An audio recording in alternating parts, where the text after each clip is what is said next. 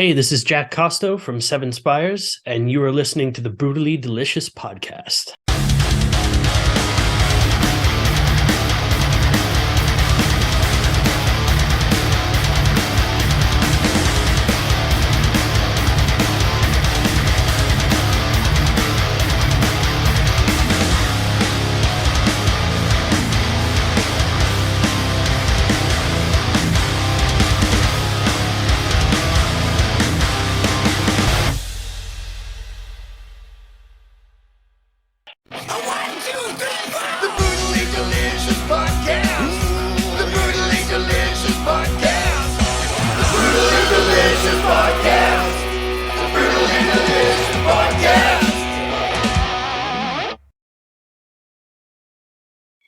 Hello, can you hear me? Hey, how are you? Yes, how are you? Hey, how's it going? Good. You doing all right today? Yeah, pretty good. I'm still recovering from a little post-tour sickness, so Oh, really? if I cough every once in a while, No, that's my bad. Did it hit you after the tour though, or? Yeah, like immediately when I got home. I think what it was is I had like 18 hours in an airport on planes and stuff like that, Right. and then all that is what finally said, "Okay, you're screwed." How worried were you about catching something on the road? Because that's a major concern now, right?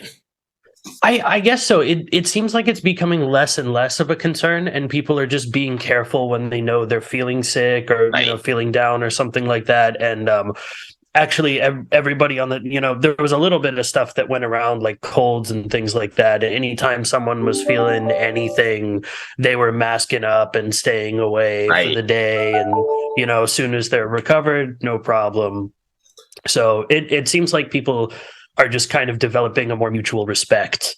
Yeah. you But even it shows it's kind of, I just got done with 70,000 tons of metal, and I can't say it wasn't in the back of my head. You're on the boat with 71 countries, and you want to have a good time and you want to get in there like the old times, but somewhere still in the back of your head, you're like, oh shit, this could be a thing. we were definitely thinking about it, but hopefully not too hard. Right. How'd the tour go? I was with Twilight Force, right? Yeah, Twilight Force and a band from Finland called Silver Bullet. And it was honestly really awesome. Like it kind of restored my faith in the business a little bit. Mm-hmm. We were 24 people, including 2 drivers, on one bus for almost a month. And every single person was super nice, like just complete gem. We had a lot of great times, so many laughs. Like it was one of those kind of like groups where 12:30 rolls around, the bus starts moving, you're like, I'm gonna go to sleep early tonight, get some rest for the next show, and then you blink and it's 6:30 and all of your laughing muscles hurt, and it was just a great time. That's good, because being trapped on a bus for all that time with especially that cramped with somebody you don't like or people you don't get along with, would be horrible. Yeah. It was nice that everybody was just kind of dedicated to having a nice time, no matter what the external circumstances were. Right. So let's talk about tours anyway. You guys are coming over to the States here, right? Yeah. Or we all live here, but we're going through with Eluveitie and Omnium Gatherum, in just a couple days I leave. Yeah, I was looking at 3/2. It looks like you're heading out. Yeah, that's the first show, and I think I'm leaving on the 28th to Gotcha. Get there, make sure everything's in order. Are you guys rehearsing before the show, or you good enough from the tour that you just finished? We're good enough, and also we rehearsed a lot for this tour before the Twilight Force run, specifically so we didn't have to worry about logistics for it this time. Okay, I know I saw you playing in Richmond, so I'll be catching you on the Richmond show for sure. That's about sweet 2 minutes. That'll be really fun. Yeah, that's the last show, right? Yeah, the last show. You guys will be exhausted, but yeah. You can smell us from a mile away. Nice. Thank you for that visual. So live at ProgPower Fest or USA complete. What was the thought process to releasing a live album? Because that's sort of a big gamble, right? Yeah, it totally is, and it basically came down to about an hour before we played the festival, they said, "Oh, by the way, we're recording everything. So if you want multi-tracks, let us know. It's like $50 or whatever for the engineer." And I was like, "Oh, sure, I'll take it. I hope it's good." And then we listened afterwards, and after the show went really well, we were like, "Okay, maybe we should do something with this." Right. And it was a little chaotic because, with a festival setup, you get basically like 20-25 minutes to set everything up, sound check, and play. Whereas if you're doing a normal live album or a live DVD or something like that, normally you get into the venue a day before, spend an entire day doing the setup, checking all the lines and stuff. So there was a lot of extra damage control that went into doing this one, but really it was such a magical night and performance that it seemed like we couldn't just sit on those tracks. It had to at least go somewhere for somebody to listen to. Okay, fair enough. So ProgPower, in my mind, I've never been, is more of a non-heavy festival. So I was shocked that you guys are a heavy band. Obviously, I was shocked that you guys played that. Am I wrong on that basis? I don't know about wrong. I mean, they seem to be interested in like just unique bands within that mantle of ProgPower. I mean, Insomnium have played that festival before. Oh, okay. You get bands like Orbit Culture that are, super heavy modern prog. So it's not totally out of the water, but maybe a little bit. But within this kind of like, we do have some super heavy stuff, but we also have some super light stuff. So on the live album as well, there's a pretty good mix of, happy power metal, nice, clean ballads, this kind of thing. And then the super heavy stuff, which we like to do anyway. Right. No, I love the heavier stuff for sure. What was the reaction to the crowds there? Were they pretty good? Yeah, really good. ProgPower is a lot of, people that go every single year. Right. And we played back in 2017 as well when we were still sort of a baby band.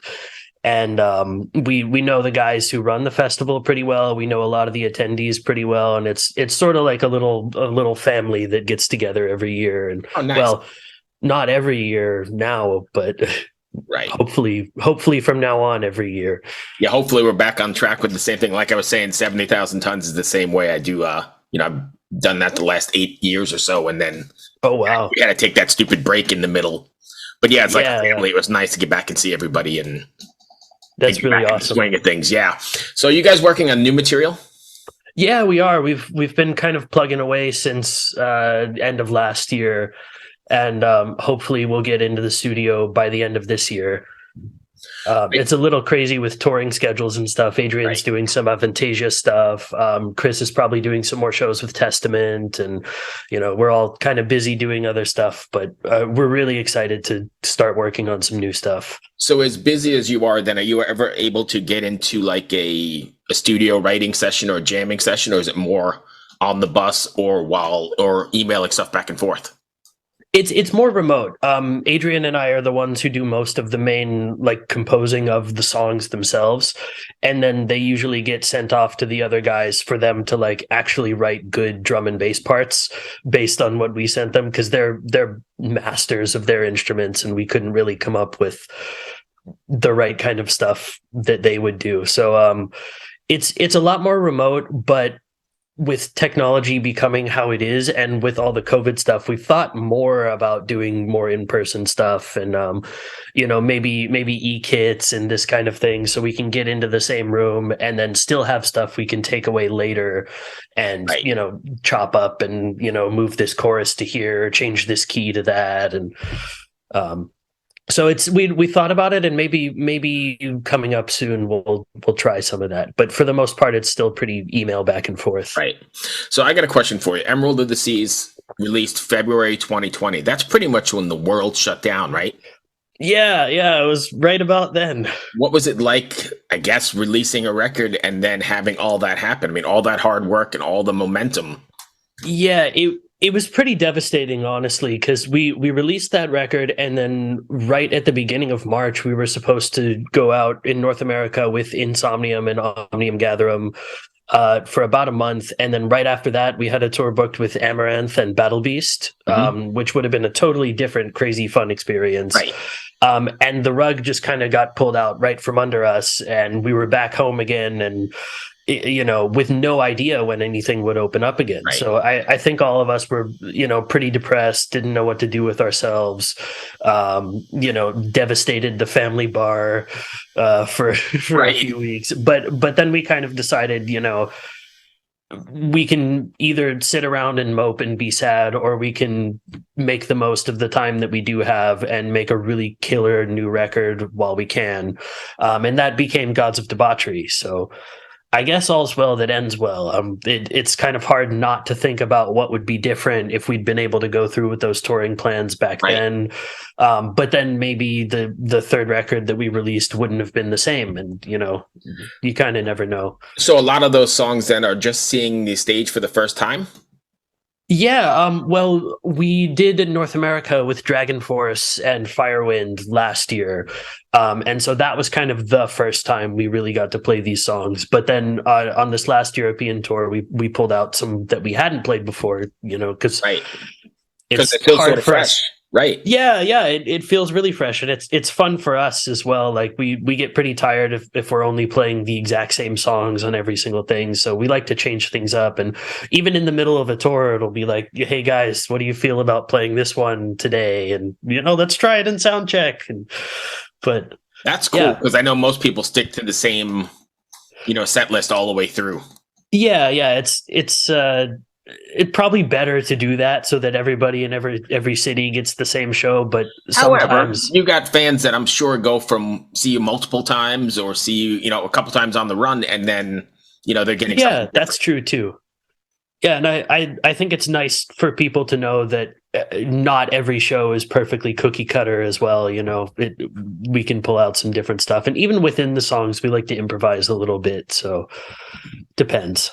So improvise, do you guys ever do like a freeform jam kind of stuff on stage, or is that not a thing? Not really, because of the orchestrations in the music and stuff. It's pretty hard to we would have to do some serious audio chopping up and preparing for it, and then it's not really freeform anymore. But things like endings and different solos and different fills and hits and stuff like this, but it has to be worked on beforehand because we have the whole backing track thing going on.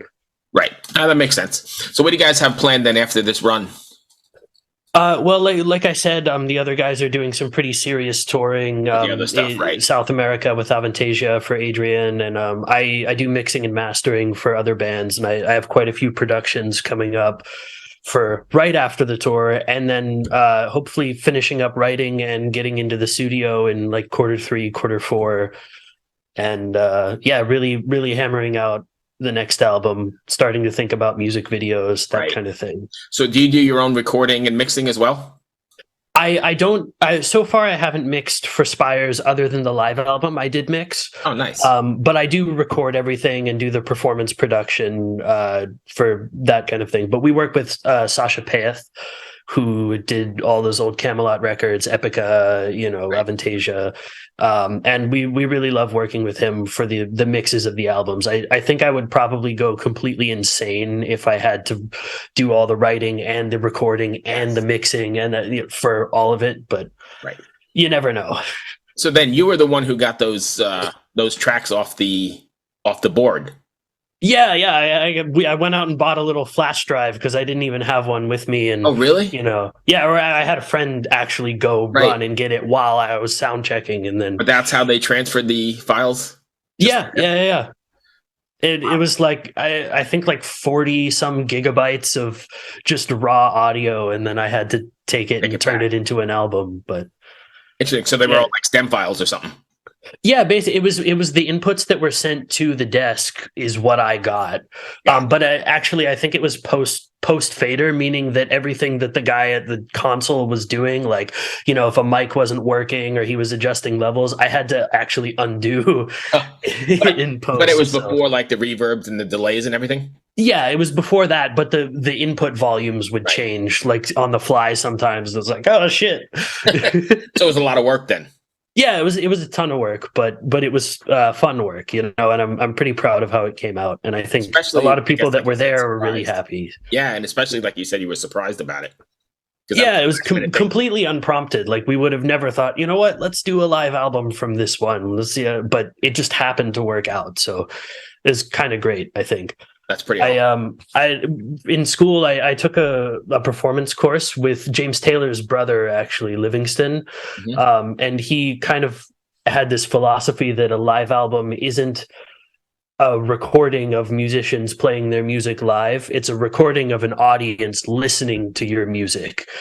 And I think that's kind of what was special about the ProgPower thing, is that it was that audience listening to us play a show and not like just us playing our songs. You know what I mean? Like a little moment in time, a time capsule thing.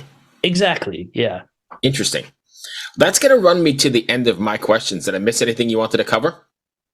No, I'm easy. I think this has been fun so far. Okay, great. Yeah, I mean, like I said, I loved what I've heard, and I've heard you guys in the past, and I'm looking forward to seeing you here. And that bill is pretty great that you got coming up here. Yeah, it's going to be really fun. They're actually two of my favorite bands personally, so I'm going to have to be really quick getting off stage so I can get out into the audience and enjoy the show. Are you guys all in the same bus again? No, we have different vehicles this time because it's so many people over here and they don't have the double-decker thing going on. So a few different vehicles, but we have some of Eluveitie's crew with us in our vehicle, so we'll get to know those guys a lot as well.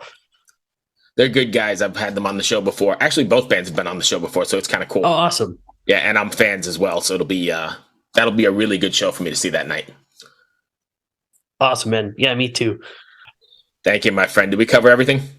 Yeah, I think we're good, man. All right, perfect. Enjoy the tour. Be safe, stay well, and get better now, I guess.